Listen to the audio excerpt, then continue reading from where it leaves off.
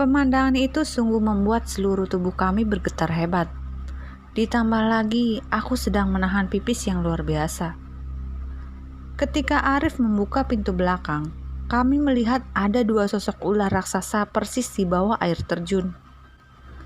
Ular itu berwarna kuning emas dan putih. Di bagian kepalanya seperti ada mahkota. Aku berkali-kali mengusap-ngusap mataku. Apa ini mimpi?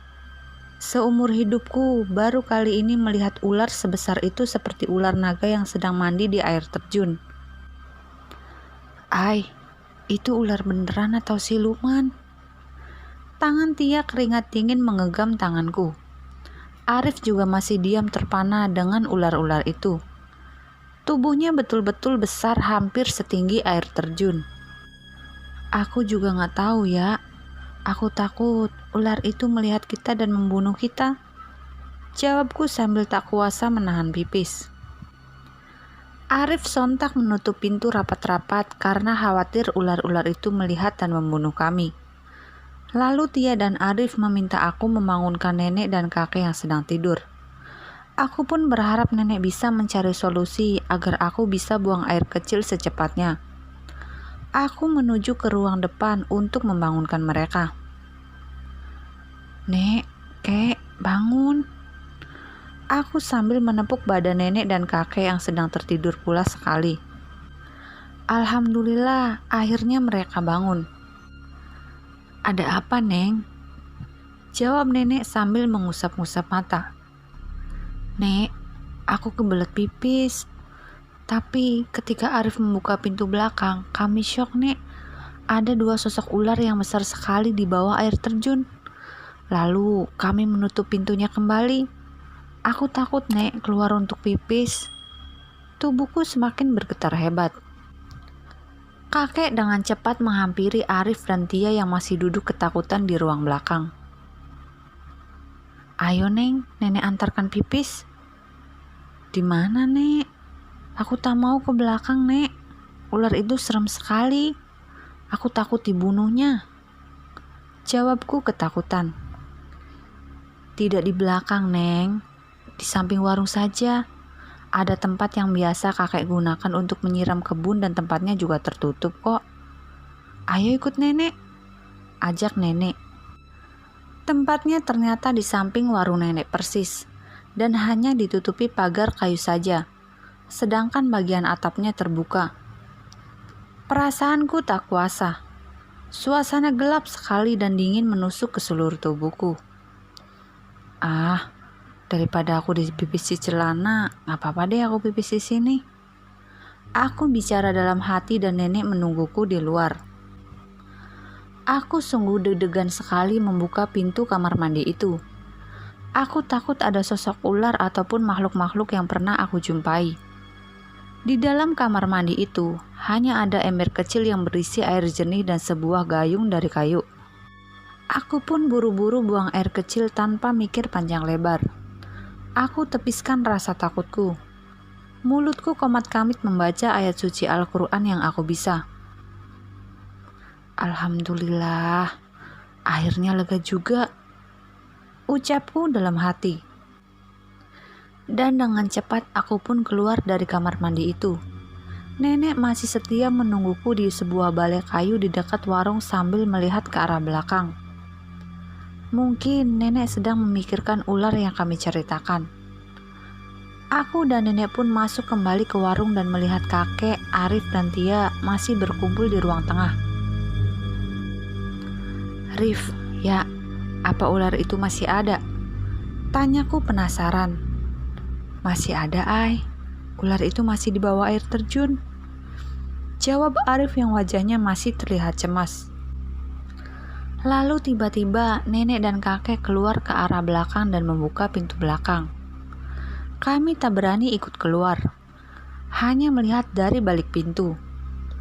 Aku dan Tia mengumpat di belakang badan Arif. Jantungku berdetak kencang sekali. Takut ular-ular itu mendekati dan membunuh kami. Aku melihat nenek dan kakek hanya diam berdiri tepat di dekat kamar mandi belakang yang berhadapan dengan air terjun itu. Ular-ular itu seketika mendekati nenek dan kakek. Aku pun sontak syok dan menutup pintu belakang dengan keras. Aku tak berani sama sekali, begitupun Arif dan Tia. Tubuhku semua bergetar hebat dan keringat dingin. Suara ular-ular itu bergema seperti ingin menerkam. Kami takut terjadi apa-apa dengan nenek dan kakek yang sudah baik sekali dengan kami. Kalau sampai mereka terbunuh, nasib kami bagaimana? Kami mengintip di sela-sela lubang pagar yang lumayan besar dan kami jelas sekali melihat adegan di luar sana. Jantung kami semakin berdetak kencang dan keringat bercucuran ketika melihat ular-ular itu mendekati nenek dan kakek. Astagfirullah, ular itu mendekati nenek sama kakek. Arif ketakutan. Ya Allah, kalau sampai mereka digigit bagaimana, Rif? Kita pasti menjadi mangsanya lagi. Aku tak kuasa menahan air mata karena ketakutan yang luar biasa. Dia hanya diam dan menangis. Tangannya tak lepas menggenggam erat tanganku. Ular-ular itu sangat besar dan tinggi sekali. Lalu ular-ular itu mendekati nenek dan kakek dengan menjulurkan lidahnya yang panjang. Jantungku seakan mau copot dan ingin rasanya kabur dari tempat ini. Tapi aku tak tahu arah hutan ini, apalagi tengah malam seperti ini, yang ada hantu-hantu yang aku temui. Lutut dan kakiku lemas sekali melihat ular-ular itu mendekati nenek dan kakek. Kok ular itu gak ngegigit kakek sama nenek ya? Arif agak heran. Mungkin nenek punya mantra kali. Nenek kan orang bisa seperti ayahku. Jawabku. Sepertinya ular-ular itu berbicara sesuatu ya dengan nenek. Ucap dia. Dari gerak-gerik tubuh ular-ular itu, sepertinya sedang berdialog dengan nenek. Tapi kami tak mengerti. Suaranya terdengar hanya bergema dan seperti ingin menerkam. Kami masih asik mengintip mereka di lubang pagar warung nenek. Dengan posisi Arif paling depan, sedangkan aku dan Tia mengumpat di balik tubuh Arif yang tinggi. Ketika kami sedang khusyuk menyaksikan kejadian di belakang itu, tiba-tiba dari belakang Tia berteriak histeris. Tolong, siapa ini? Jeritan Tia membuat kami kaget luar biasa. Arif pun langsung berbalik badan dan menyudahi pengintaian itu. Kamu kenapa sih ya? Tanya Arif. Dia memelukku sambil menangis dan suaranya terbata-bata menahan ketakutan. Barusan pundakku ada yang nampar, Rif. Aku gak tahu itu siapa. Dia sambil menangis ketakutan. Ah, kamu yang bener ya. Jawabku sambil ketakutan. Tubuhku tambah gemeteran. Tiba-tiba bau busuk itu tercium lagi di hidungku. Aku tak kuasa menahan rasa takutku dan aku langsung duduk di tanah sambil menutup mataku. Dengkulku lemas sekali. Ini bau busuk lagi. Pasti ada makhluk itu di sekitar kita. Jawabku sambil menangis dengan tubuh lemas. Dia pun memeluk tubuhku dengan rasa takut yang luar biasa. Arif pun langsung duduk di sampingku menahan ketakutan juga.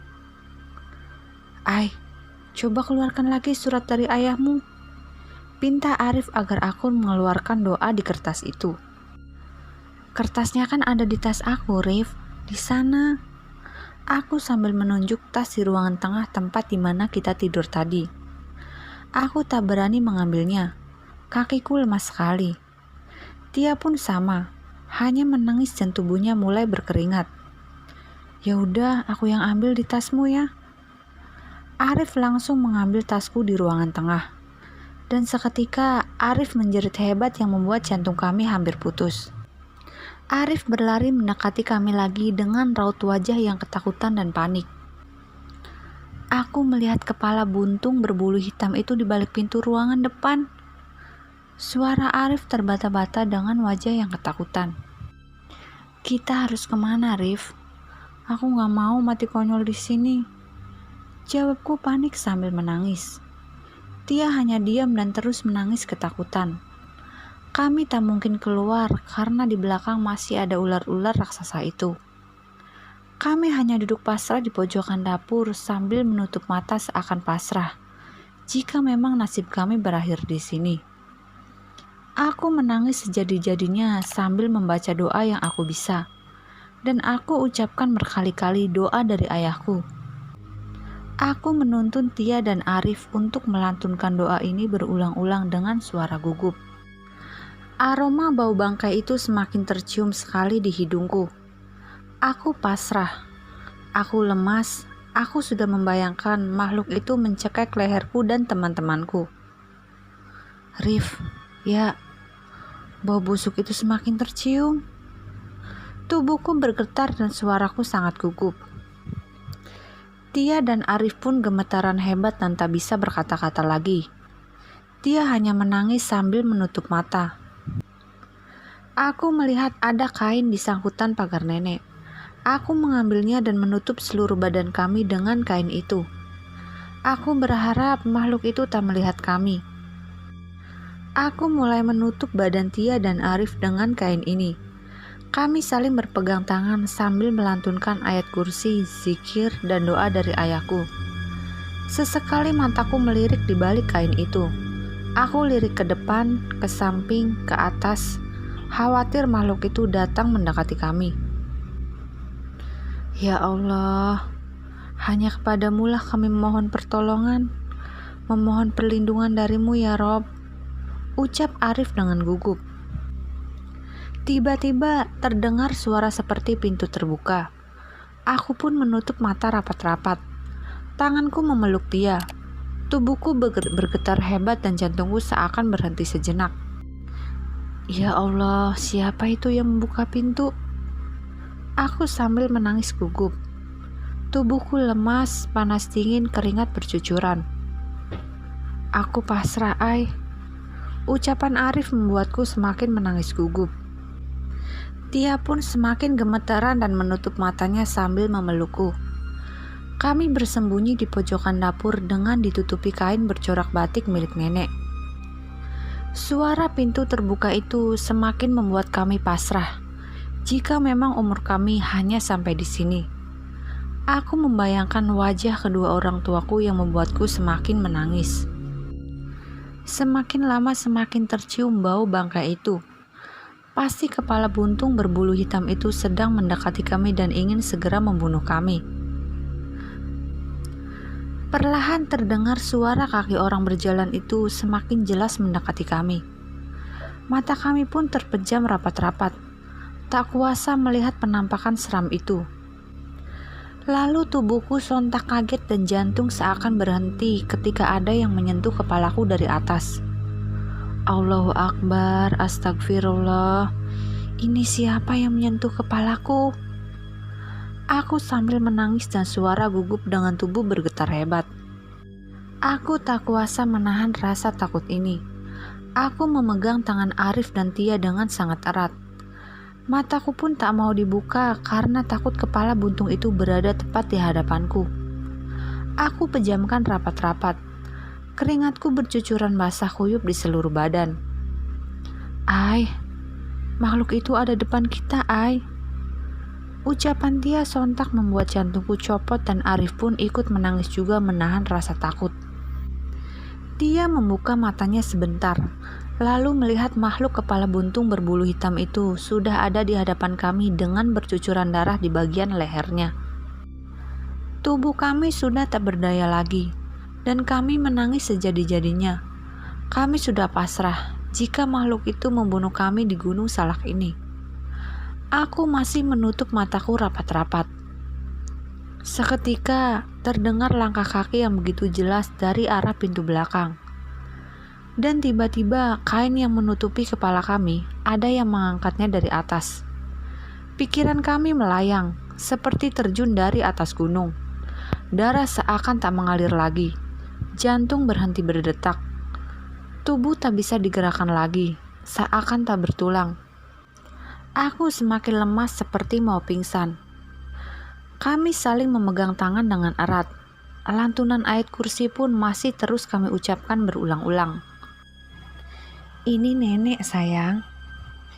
Suara lembut itu seakan menjadi energi yang luar biasa untuk kami. Aku langsung membuka mataku lebar-lebar dan langsung berdiri memeluk nenek. Aku menangis sejadi-jadinya di pelukan nenek. "Nek, aku ingin pulang besok, Nek. Aku tak mau lagi mengalami kejadian ini. Aku takut, Nek." Suaraku gugup sambil menangis memeluk nenek. Nenek kakek pun menuntun kami ke ruang tengah dan memberikan kami segelas air minum agar lebih tenang. Aku memastikan bahwa makhluk itu sudah tak ada lagi di sini. Aku melirik ke samping, ke belakang, dan ke atas. Aku tak mau menjumpai makhluk itu lagi. Nenek menceritakan semua kejadian di belakang tadi. Waktu menunjukkan pukul 3 dini hari. Kami masih belum bisa istirahat sebelum nenek menjelaskan siapa ular-ular tadi. "Kalian tak usah takut ya. Ular-ular itu sudah bisa kami jumpai. Mereka penghuni daerah sini. Dan mereka memang tinggal di sekitar bantaran sungai sampai ke air terjun ini. Mereka tak jahat sebetulnya jika kita tak mengganggunya. Tetapi..." Tiba-tiba nenek diam dan tidak melanjutkan cerita lagi. "Tapi apa, Nek?" Paksaku agar nenek melanjutkan ceritanya lagi. Nenek masih saja diam dan tak mau menceritakan lebih lanjut. Aku pun tak ingin memaksanya. Mataku pun sudah sangat ngantuk. Tubuhku lelah sekali. Aku tak kuasa menahannya. Kami pun istirahat sejenak sambil menunggu waktu sholat subuh tiba. Tak terasa kami tertidur di ruang tengah dengan sangat nyenyak. Udara semakin dingin dan membuatku menggigil. Waktu sudah menunjukkan pukul 5 pagi. Nenek membangunkan kami untuk segera melaksanakan sholat subuh berjamaah dan bersiap-siap untuk perjalanan pulang ke Jakarta besok. Hatiku pun sangat gembira dan tak sabar menunggu pagi. Aku sudah sangat merindukan keluargaku di rumah dan kawan-kawan semuanya. Aku, Arif, dan Tia mengambil wudhu di belakang. Aku membuka pintu belakang dengan sangat hati-hati karena takut penampakan ular itu muncul kembali. Alhamdulillah kondisi aman. Tak ada apa-apa. Aku pun masuk ke kamar mandi berdua dengan Tia karena kami masih syok atas kejadian tadi malam. Hawanya masih sangat merinding sekali. Arif menunggu kami di luar, bergantian untuk mandi dan wudhu. Singkat cerita, kami sudah melaksanakan sholat subuh berjamaah. Jam menunjukkan pukul 5:30. Kami bertiga menikmati udara sejuk di depan warung nenek yang kemungkinan akan dilalui pendaki pagi ini. Ketika kami sedang bersenda gurau di balai depan warung, tiba-tiba ada pendaki yang lewat. Aku pun merasa aneh. Kok jam segini sudah ada pendaki yang jalan sekitar 4 orang? Apa tidak kepagian? Cuaca di sini pun sedang mendung dan betul-betul masih terlihat gelap oleh kabut. Lalu Arif menyapa mereka dengan hati-hati. "Hei Mas, mampir dulu sini kita ngopi-ngopi dan sarapan," ajak Arif. "Terima kasih Mas," jawab salah satu pendaki. Mereka pun ikut bergabung dengan kami di balai depan warung nenek. Nenek masih sibuk membuatkan kami sarapan dengan pisang goreng hasil kebun dan segelas teh manis hangat. Kami bercerita panjang lebar mengenai kejadian yang kami alami. Mereka mendengarkannya dengan raut wajah heran, karena mereka tidak pernah mengalami kejadian apapun ketika mendaki. Aku memperhatikan wajah mereka satu persatu. Mereka terdiri dari 2 laki-laki dan 2 perempuan. Mereka ternyata sudah selesai pendakian dari puncak Gunung Salak, dan hari ini jadwal turun. Berarti tujuannya sama, dan alhamdulillah kami ada teman seperjuangan agar sampai ke bawah dengan selamat. Setidaknya kelompok kami bertambah, walau kami terpisah oleh teman-teman yang lain. Jam menunjukkan pukul 06:15. Kami masih asik ngobrol sambil menunggu matahari terbit dan berharap ada sinar yang menerangi perjalanan kami nanti turun gunung. Aku sedikit memperhatikan salah seorang teman wanita dalam kelompoknya yang bertumbuh tinggi kurus, berkulit putih bersih dan merambut panjang gelombang yang dari awal tidak bicara sama sekali.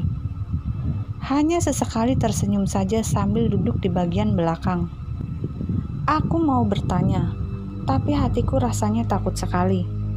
Sudahlah, mungkin itu hanya halusinasiku yang masih menghantui pikiranku. Efek kejadian semalam. Ketika jam menunjukkan pukul 07.00 dan matahari pun sudah terbit, kami segera beres-beres perlengkapan untuk memulai turun gunung. Aku berharap perjalanan kami kali ini betul-betul lancar tanpa hambatan apapun. Aku ingin melaksanakan sholat duha dahulu sebelum berangkat dan memohon perlindungan dari Allah Subhanahu wa Ta'ala agar kami selamat sampai rumah. Aku pun izin dengan Tia dan Arif untuk sholat duha dahulu. Mereka menungguku di balai warung bersama teman-teman pendaki itu, sambil bersenda gurau seakan sudah kenal lama. Nenek dan kakek masih sibuk di warung menyiapkan makanan dan minum-minuman. Aku pun berjalan sendirian menuju kamar mandi belakang. Sontak aku menjerit hebat ketika membuka pintu kamar mandi.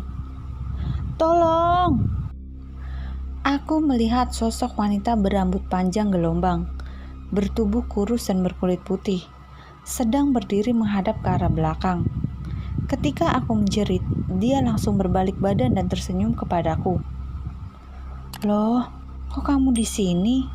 Tadi kan di balai bersama teman-teman yang lain," tanyaku kaget. Dia hanya tersenyum dan langsung kembali ke warung.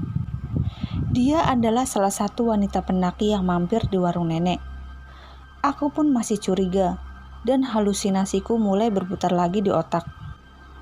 Lagi-lagi aku curiga bahwa dia bukan manusia, seperti makhluk yang aku jumpai di gunung ini. Tapi aku mencoba buang jauh-jauh pikiran buruk itu. Aku segera berwudu dan melaksanakan sholat duha sendirian di ruang tengah. Singkat cerita, aku selesai sholat duha di jam 7:10. Usai sarapan, kami langsung bersiap-siap untuk pulang ke Jakarta bergabung dengan para pendaki lain. Aku pamit dengan nenek dan kakek yang sudah berjasa menyelamatkan kami dan memberikan tempat istirahat. "Nenek, aku pamit dulu ya. Terima kasih banyak. Nenek sudah banyak menolong kami. Kami tak bisa membalas jasa-jasa nenek." Aku tak kuasa menahan air mata sambil memeluk nenek. Begitu pula Tia dan Arif. Kami sangat berterima kasih juga kepada kakek. "Kalian jaga diri baik-baik selama perjalanan. Jaga sikap, jaga ucapan dan jangan banyak melamun, serta berbanyak zikir dan sholawat. Nasihat nenek sangat kuingat. Kami pamit, Nek. Kek, jaga diri baik-baik ya, Nek. Kek di sini. Kami pasti akan sangat merindukan kalian di Jakarta," ucap Tia. Kami pun mengucapkan salam perpisahan kepada beliau. Rasa haru menyelimuti kami. Setiap pertemuan pasti ada perpisahan. Jam sudah menunjukkan pukul 07:30. Kami memulai perjalanan turun gunung bersama para pendaki tersebut. Total jumlah kami ada 7 orang, wanita 4 orang dan laki-laki 3 orang. Arif ada di posisi terakhir, dan kami para wanita ada di posisi tengah-tengah. Posisi pertama didahului oleh ketua pendaki yang memang sudah ahli dengan jalur-jalur di Gunung Salak ini. Aku terus memperhatikan wanita pendaki yang ketemuku di kamar mandi. Dia ada di posisi persis di depanku. Aku ingin rasanya bercerita ke Tia tentang firasatku ini, tapi khawatir Tia akan ketakutan lagi. Kami pun bersenda gurau selama perjalanan turun gunung, agar tidak terlalu tegang lagi dan melupakan semua kejadian-kejadian yang menimpa kami selama pendakian di Gunung Salak. Tak terasa perjalanan sudah hampir 1 jam, dan kami pun beristirahat melepas lelah sejenak. Kami hanya minum dan ngemil-ngemil saja di bawah pohon rindang. Kami seakan sudah berkenalan lama dengan para pendaki itu. Mereka cepat sekali akrab. Apalagi ketua pendaki yang bernama Kak Yoga. Orangnya asik dan ramah sekali. Tubuhnya gagah dan wajahnya tampan. Mereka tak sungkan-sungkan berbagi pengalaman dengan kami mengenai pendakian yang sudah dia lakukan. Tapi lagi-lagi wanita itu selalu mengalihkan perhatianku. Aku memandangnya lagi dengan tatapan sinis, dengan rasa curiga. Aku ingin menanyakan dengan teman wanita yang satunya lagi. Tapi ada rasa canggung karena mereka duduknya selalu berdekatan. Hanya saja tak pernah ngobrol, asik dengan sendirinya. Aku lihat pun mereka tidak pernah menawarkan makanan satu sama lain. Asik makan sendiri saja. Berbeda dengan aku, Tia, dan Arif yang selalu membagi makanan satu sama lain. Aku perhatikan baju wanita itu kucel dan seperti lembab. Entah tersiram air atau memang keringat yang basah mengguyur tubuhnya. Aku tak mengerti dan aku buang jauh-jauh pikiran buruk ini. Tapi tak bisa. Wajahnya pun pucat dan terlihat sedih. Tatapan matanya kosong. Aku ingin sekali menegurnya, tapi takut sekali. Mendekatinya saja aku tak berani. Perjalanan turun gunung dilanjutkan lagi. Kak Yoga memimpin kami dengan memberikan komando bahwa kita akan melewati sungai dan air terjun Gunung Salak. Sontak aku, Tia, dan Arif saling bertatapan dengan raut wajah ketakutan. Jangan-jangan sungai yang waktu itu aku tergelincir melihat selendang sampai-sampai kakiku berdarah. Selang 15 menit, kami sampai di tepi sungai. Mungkin ini masih satu jalur dengan sungai yang waktu aku jatuh. Hanya saja di sini ada air terjunnya yang sangat tinggi sekali. Banyak sekali suara-suara binatang yang terdengar. Hawanya merinding sekali. Dan aku tak mau berlama-lama di sini. Kak Yoga, kita langsung saja ya. Tak usah mandi atau berfoto-foto di sini. Aku ingin cepat-cepat sampai ke Jakarta. Badanku sudah tak enak sekali, Kak. Pintaku sambil memasang raut wajah lesu. Kak Yoga pun menuruti permintaanku. Beliau sangat baik sekali. Dan kami melanjutkan perjalanan lagi. Kami hanya melewati sungai tersebut dan melihat air terjun yang tinggi sekali dengan arus yang sangat deras. Melihat dan mendengar airnya pun aku tak berani. Seram sekali dan masih terbayang ular raksasa yang itu muncul tiba-tiba. Kami melanjutkan perjalanan dan jam sudah menunjukkan pukul 10:00. Tak terasa kami sudah melewati 3 jam perjalanan turun gunung. Lagi-lagi wanita di depanku mengalihkan perhatianku lagi. Aku sekilas melihat matanya menengok ke belakang ke arahku. Dan matanya seperti bola mata putih semua. Tak terlihat lensa hitamnya. Astagfirullah, astagfirullah ya Allah. Apa aku salah lihat ya? Apa itu hanya halusinasiku saja? Aku tak kuasa menahan rasa takutku ini. Dan akhirnya aku memanggil Tia dan Arif untuk berjalan bergandengan denganku. Tanganku gemetaran hebat dan tubuhku lemah sekali. Jantungku mulai berdetak kencang dan bulu kuduku merinding sekali. Rif, ya tadi aku melihat sekilas mata wanita di depanku ini bola matanya putih semua saat dia menengok ke belakang. Aku sambil berbisik dengan suara yang pelan dan sangat gugup. Ah, yang benar kamu, Ai. Arif kaget. Tapi aku tak merasakan apa-apa, Ai. Kamu masih terbawa rasa takut semalam kali, Ai. Jawab dia sambil meyakinkanku. Mungkin ya. Apa aku udah terlalu lelah kali ya? Aku pun buang jauh-jauh rasa takut itu. Akhirnya aku pindah posisi. Aku mundur dan Tia yang berada di belakang wanita itu. Aku tak berani dekat dengan dia. Hawanya berbeda sekali. Begitupun wanita yang satunya lagi. Mereka betul-betul tak bicara sama sekali. Diam 1000 bahasa. Hanya pendaki laki-laki saja yang aktif berbicara selama perjalanan turun gunung, yaitu Kak Yoga dan Kak Rangga. Jam sudah menunjukkan pukul 11:30. Kami pun beristirahat lagi di sebuah pohon. Nafas kami sudah sesak rasanya, karena trekking turun Gunung Salak lumayan ekstrim. Dataran tinggi yang menjulang membuat kami seringkali terjatuh ketika turun. Kaki kami susah untuk dikendalikan. Kami sejenak melepas lelah dan memulai makan siang. Aku, Tia, dan Arif makan bersama dalam satu lunchbox. Aku masih tak nafsu makan karena hatiku masih tak tenang rasanya. Aku diam-diam memperhatikan wanita-wanita itu yang sedang asik makan sendirian dengan raut wajah yang kosong. Entah sedang melihat apa, sambil mulutnya makan sesuatu. Tia, coba deh kamu perhatikan wanita-wanita pendaki itu. Suruhku agar Tia ikut merhatikannya juga. Aku belum menemukan kejanggalan deh, jawab Tia sambil melihatnya. Tiba-tiba Kak Yoga mengucapkan sesuatu yang membuat aku, Tia, dan Arif seakan mau pingsan. Jantungku seakan berhenti berdetak.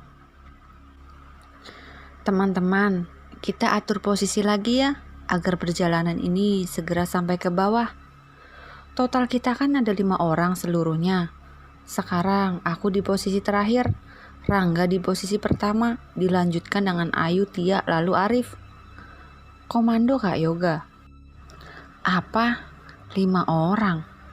Aku sontak bicara keras di hadapan mereka. Loh, ada apa dek? Tanya Kak Rangga dan Kak Yoga heran. Aku, Tia, dan Arif mulai memancarkan raut wajah tegang, takut dan bercampur aduk. Rif, ya, lalu mereka itu siapa dong? Wajahku sudah tak karuan, panik sekali dan tubuhku seakan lemas semua. Ini ada yang tak beres. Arif mulai bangun dan mendekati Kak Yoga dan Kak Rangga. Aku mulai bebacaan lagi dan ternyata firasatku benar. Mereka bukanlah manusia. Aku tak tahu mereka makhluk apa lagi. Semoga bukan makhluk yang kami jumpai semalam. Aku dan Tia mulai menjauhi mereka dan berkumpul dengan Kak Yoga. Kak, apakah Kak tak melihat 2 wanita itu?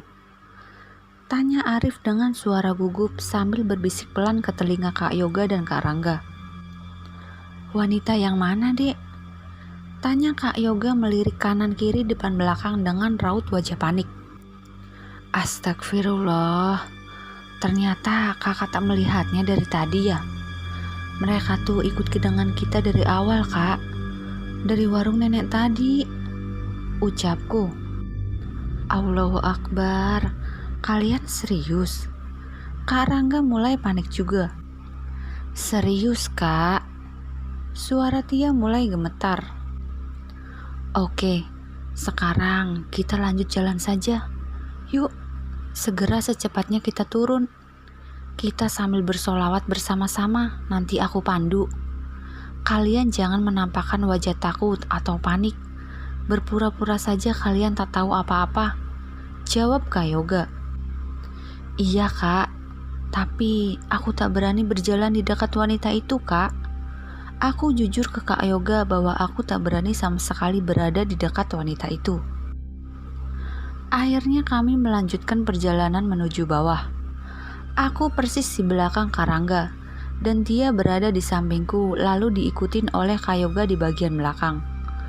2 wanita itu persis di depan Kak Yoga, tapi Kak Yoga tak bisa melihatnya. Wajah mereka biasa saja, tatapan kosong ke depan. Kami mulai bersolawat dipimpin oleh Kak Rangga di posisi terdepan. Aku sesekali menengok ke belakang. Mereka masih mengikuti kami dengan tatapan kosong. Hatiku sudah tak karuan sambil berjalan. Tubuhku bergetar hebat. Tangan Tia memegang erat tanganku. Tia sungguh ketakutan dan jangan sampai terjadi sesuatu dengan Tia. Aku takut dia kerasukan lagi. Aku berikan kertas yang berisi doa dari ayahku agar Tia kuat dan terjaga. Kami melantunkan sholawat Nabi berulang-ulang. Aku mencoba menengok ke belakang. Dua wanita itu tiba-tiba menghilang. Aku bisikan ke Tia dan Arif bahwa wanita itu sudah tak ada di belakang kita. Hatiku sangat lega sekali. Kami terus membacakan sholawat Nabi dan Kak Rangga memberikan kode bahwa kami sebentar lagi akan sampai ke bawah. Perjalanan turun gunung terasa lebih cepat dibandingkan saat mendaki. Alhamdulillah, tak ada kejadian-kejadian yang lebih menakutkan seperti pendakian. Semua berjalan normal, walau ada satu kejanggalan. Semoga makhluk-makhluk seram itu tak kembali lagi. Singkat cerita, kami pun sampai di pintu gerbang masuk Gunung Salak. Hatiku sangat gembira sekali, penuh syukur karena sampai dengan selamat. Kami pun menyalakan HP dan sinyal belum kembali normal. Pesan-pesan belum ada yang masuk dari handphoneku. Aku dan teman-teman berkumpul di suatu rumah warga yang dekat dengan area Gunung Salak yang bernama Pak Slamet. Kebetulan Pak Slamet penduduk asli sekitar Gunung Salak. Kami disuruh beristirahat terlebih dahulu sebelum melanjutkan perjalanan menuju Jakarta. Pak Slamet menyediakan kami teh hangat dan roti. Kami pun mulai bercerita pengalaman kami selama pendakian dan awal mula kami nyasar di sebuah warung. Kami sempat nyasar Pak di warung nenek setelah dikejar-kejar oleh makhluk kepala buntung itu. Ucap Arif setelah bercerita panjang lebar. Warung yang mana ya? Tanya Pak Slamet dengan wajah kebingungan. Setahu saya di tengah Gunung Salak sudah tak ada lagi warung aktif yang dihuni oleh warga sini. Hanya dulu sebelum terjadi longsor, memang di situ ada warung yang dihuni oleh Ibu Sumi dan suaminya. Tapi mereka meninggal dunia tertimpa longsor. Sampai sekarang jasadnya belum ditemukan. Ibu Sumi adalah orang pintar dan sering menolong warga sini yang ingin melahirkan. Dia sosok yang baik. Ucapan Pak Slamet membuat kami syok. Berarti selama ini kami ditolong sama orang yang sudah meninggal, Pak. Jawab dia. Tapi mereka memang seperti manusia kok, Pak. Jawab Kak Rangga dan Kak Yoga. Aku dan Arif masih tak menyangka dan sulit dinalar logika. Aku masih tak percaya jika beliau sudah meninggal. Mereka betul-betul mirip manusia seperti kami. Sikapnya yang lembut dan jiwa penolongnya membuatku terkesima dan tak menyangka sekali jika mereka sudah meninggal lama ditimpa longsor. Innalillahi nek, kek. Semoga amal ibadahmu diterima di sisi Allah. Aku yakin kalian sudah berada di surga. Kalian orang baik. Dalam hatiku seakan belum menerima kenyataan. Masih seperti mimpi. Tak kuasa, aku dan Tia meneteskan air mata membayangkan nasib nenek dan kakek ketika terjadi longsor saat itu. Jasadnya pun belum ditemukan, padahal bencana itu sudah setahun berlalu. Ketika pikiranku sedang melayang-layang, membayangkan sosok nenek dan kakek itu, tiba-tiba aku dan Tia dikejutkan lagi. Tubuhku bergetar hebat dan Tia menangis lagi. Aku pun berdiri dan spontan mundur ke belakang bersembunyi di balik tubuh Arif dan Pak Slamet. Tia pun sama menjauh dan bersembunyi di balik tubuh Kak Rangga. Aku tak kuasa berkata-kata lagi. Aku ingin segera kembali ke Jakarta. Tia terus menangis sambil menutup matanya. Loh, kalian kenapa sih? Tanya Arif. Wajah Kak Rangga, Kak Yoga, dan Pak Slamet pun kebingungan melihat tingkah Ayu dan Tia. Tubuhku mulai kembali bergetar ketika dua sosok wanita pendaki itu muncul lagi di hadapan kami. Mereka masih saja mengikuti kami, padahal kondisi kami sudah mau kembali ke Jakarta. Aku melihat Tia menangis sambil tangannya menutup mata. Aku melihat wajah wanita-wanita itu penuh darah di sekitar wajahnya. Dan matanya berwarna putih semua. Tak ada lensa hitam terlihat. Mereka duduk berada di samping Kak Yoga. Jantungku berdetak kencang. Hei, kalian kenapa? Tanya Arif marah. Karena aku dan Tia masih saja ketakutan. Belum bisa berkata-kata. Lalu kami dibawa ke dalam rumah Pak Slamet agar lebih tenang. Kami diberikan teh hangat oleh istri Pak Slamet. Sungguh mereka sangat baik kepada kami. Coba Dek ceritakan kalian kenapa ketakutan seperti ini? Tanya Bu Slamet. Bu, di depan ada sosok wanita yang wajahnya penuh darah dan matanya putih semua. Serem banget Bu. Aku sambil gugup. Di depan mana Dek? Kami tak melihatnya. Jawab Bu Slamet. Mereka sedang ikut berkumpul di teras bersama teman-teman dan Pak Slamet Bu. Jawabku. Astagfirullah. Apa iya itu para pendaki yang hilang minggu lalu? Ucap Bu Slamet. Aku dan Tia terpana mendengar ucapan Bu Slamet bahwa pernah kejadian pendaki hilang di Gunung Salak ini dan jasadnya belum ditemukan sampai sekarang. Aku berpikir mungkin sosok ini adalah wanita pendaki atau mungkin makhluk seram itu yang masih mengincar kami. Ya, kita segera kembali saja yuk ke Jakarta. Sepertinya keberadaan kita sudah tak tenang di sini. Aku takut terjadi sesuatu lagi dan aku masih trauma sekali, ucapku. Tapi Tia tak merespon ajakanku sama sekali. Tia diam saja sambil menunduk. Lalu tiba-tiba mata Tia melotot sambil tertawa.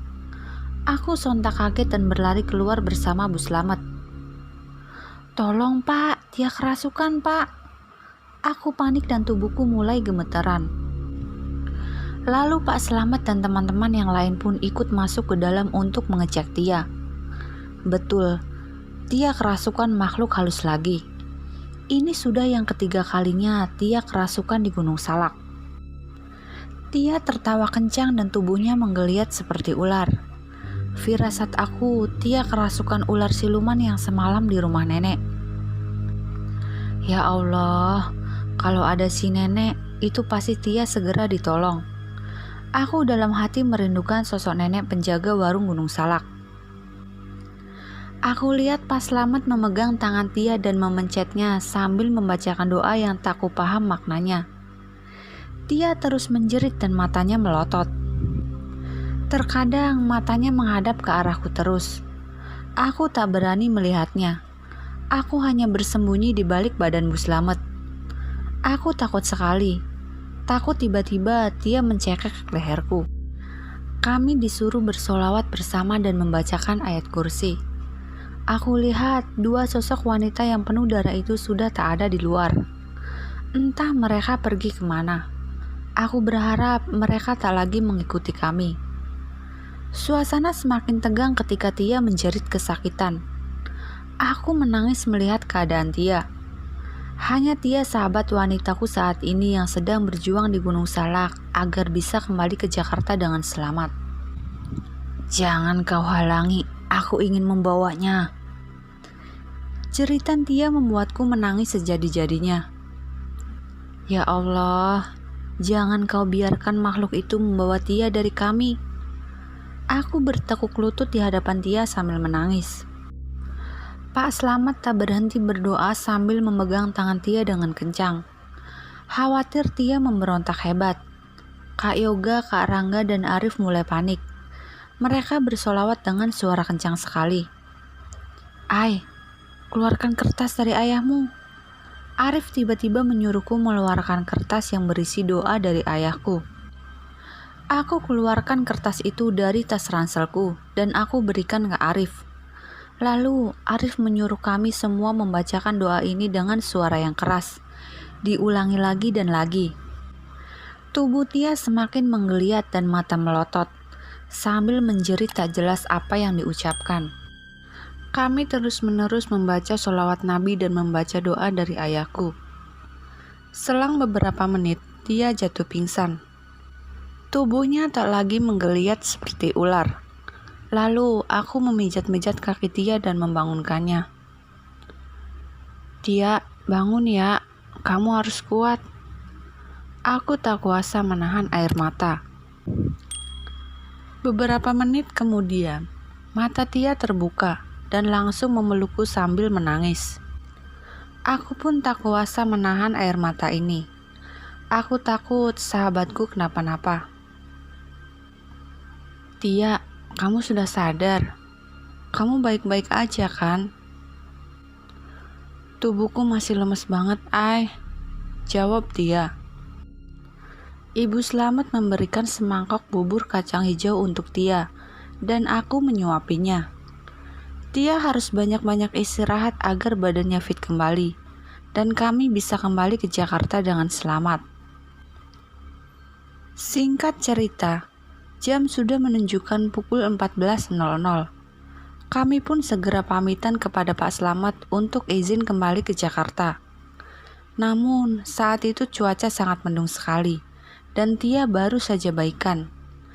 Tapi, kami sudah tak bisa berlama-lama lagi di Gunung Salak ini.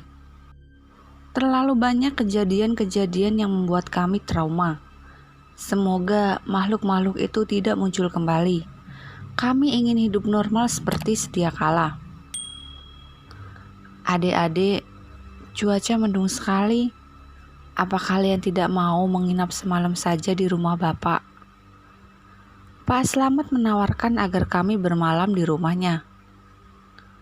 Tidak, Pak, terima kasih, ucapku. Karangga, Arif, dan Kak Yoga hanya diam saja, bertanda mereka setuju dengan usulanku.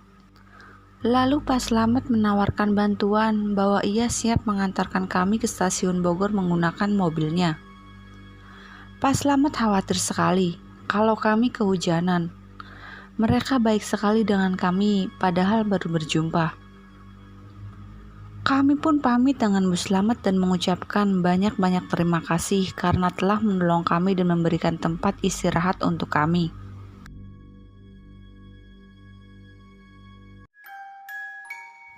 Jika kalian ingin berbagi cerita kepada kami, silahkan DM ke Instagram atau email kami yang ada di kolom deskripsi. Sekian dan terima kasih. Salam dari kami, keluarga pendaki.